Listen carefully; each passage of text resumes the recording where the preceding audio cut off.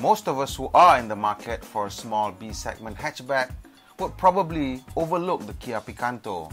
Now, I don't think it's because of the brand or the specifications, but we probably overlook the car or push it aside because of the price. Let's face it, at 54,888, the 1.2-litre manual version of the Kia Pincanto is not exactly friendly on the pockets. If you want an automatic transmission, the price goes up another 5,000 to 59,888, and that is a lot of money for a small B segment car. In Malaysia, Kia has found itself in a rather unique situation. Elsewhere, the B segment Pincanto may be considered as an entry-level car, but because of the pricing situation in Malaysia, the Pincanto is considered an emotional purchase rather than a rational purchase. It's a lifestyle choice, if you must. So can the Kia Pincanto hold its own as a lifestyle choice vehicle? First and foremost, a lifestyle vehicle has to be desirable, it has to be beautiful, it has to be cute, it has to be unique, it has to be something that says something about you, it has to be a statement. Well, styling-wise, the Pincanto is rather cute. It's not as cute as maybe the Mini, but it still stands out in a crowd, if for nothing else other than the fact that it's quite rare in Malaysia. They have wisely, I think, kept the flank quite simple, and this will help the car to age more gracefully. At the rear, to make it more unique and more easily identifiable, they've given the Pincanto a very unique tail lamp combination design. It's very sparkly with the use of LED lights and also light bars. So at night, if you look at it from far, you immediately know that this is a Pincanto. And I think that's something that people are looking for these days in car designs. Overall, I think that the shape is quite youthful, it's quite sporty, it's quite friendly, and should appeal to younger buyers as well as more mature motorists. The main visual difference between the 1.2-litre manual and automatic is in the alloy wheels. The automatic gets 15-inch alloy wheels while the manual gets 14 inches. Kia is offering quite a few convenience features with the Pincanto. One of the things that I think is very nice is the auto light or the welcoming light, which stays on for you for about 30 seconds so that when you're arriving home at night and you need a bit of light to open the door, it's there for you. You also get electric folding mirrors, which is also electrically adjustable and comes with an LED side repeater.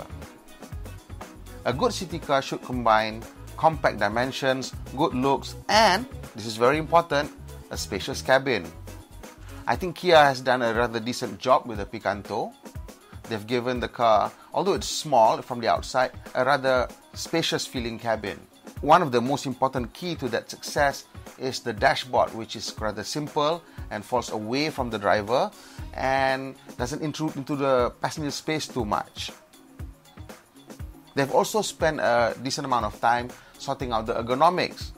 And you know this because the aircon and radio controls are easily reached by both driver and passenger.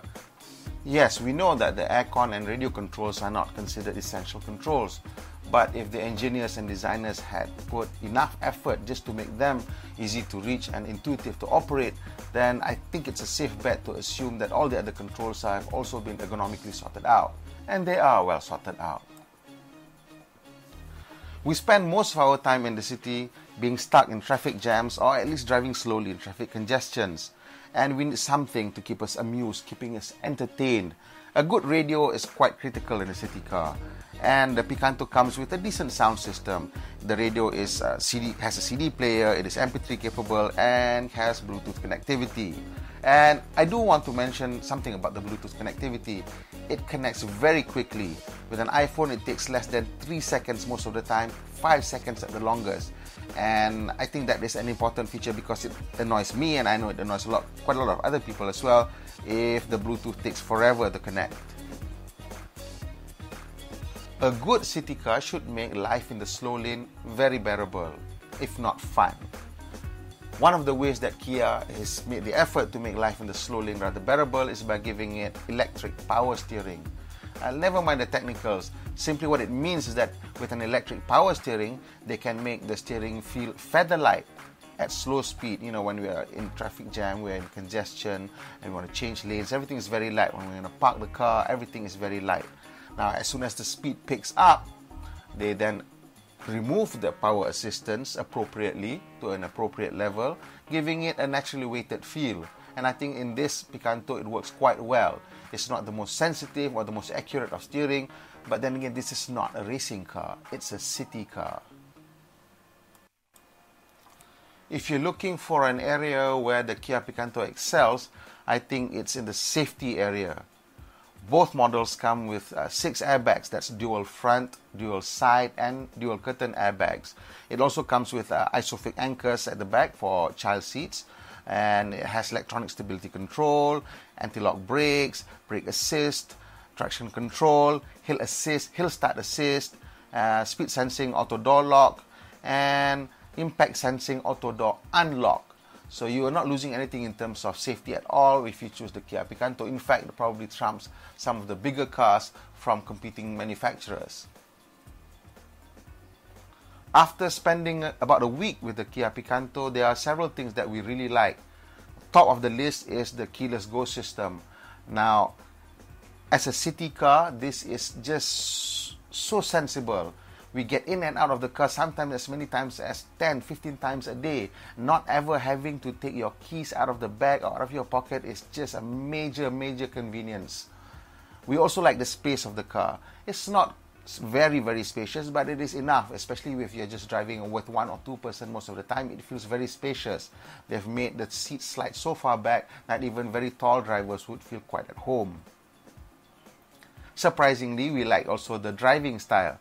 Now, I know that, you know, it's not really a hot hatchback or anything like that, but in the city where you need everything to be light, you need everything to be nippy, this car just works. Although it doesn't have a lot of horsepower, the 1.2 liter CVVT engine generates 120 Newton meters of torque and 87 horsepower. That's not a lot, but it's enough. The way that the car has been set up is that the response, the throttle response and gearbox response comes very quickly, and at the end of the day, the car feels very agile, very nippy, and very enthusiastic in the city. However, we are also curious as to why the car is returning about 10.5 liters for 100 kilometers. That's not very impressive for a small city car.